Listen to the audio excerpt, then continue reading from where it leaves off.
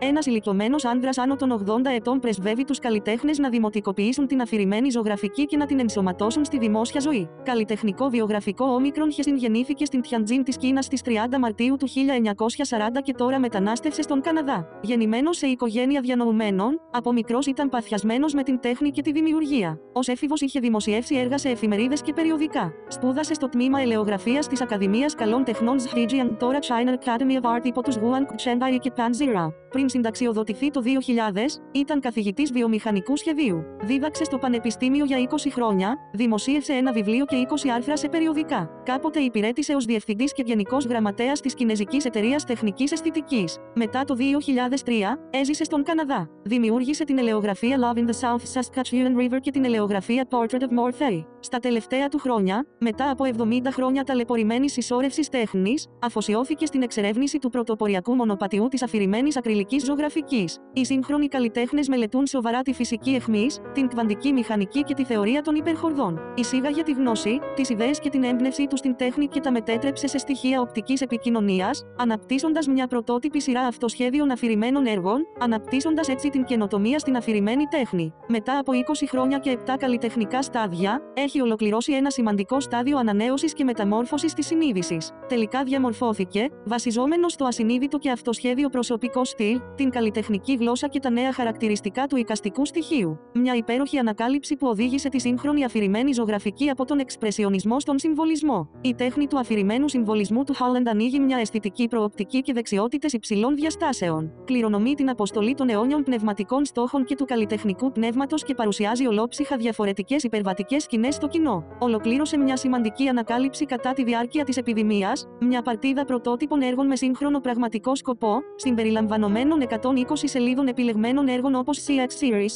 JX Series, BX Series, MS Series, YH Series. Κάπα λάμδα πι έργα. Τα έργα του βασίζονται στην αίσθηση του χρώματος, στην καρδιά του χρώματος, στην υπερχορδή δόνηση του χρόνου και του χώρου και στον φρέσκο, ζωηρό, κινούμενο, διεισδυτικό και αιωρούμενο ρυθμό πολύπλοκων χρωμάτων, που είναι απολύτως φυσικά. Νιώστε διαισθητικά την αντίχηση της ψυχής του θεατή και συμμετάσχετε στο να μοιραστείτε οπτική εμπειρία, ομορφιά και εσωτερικό νόημα. Και είναι γνωστό σε όλα τα μέρη ότι η αφηρημένη ομορφιά του συμβολισμού είναι ο υψηλότερος σκοπός της αντιληπτικής έκφρασης της ψυχής και της βαθιάς ενοιολογικής φώτισης.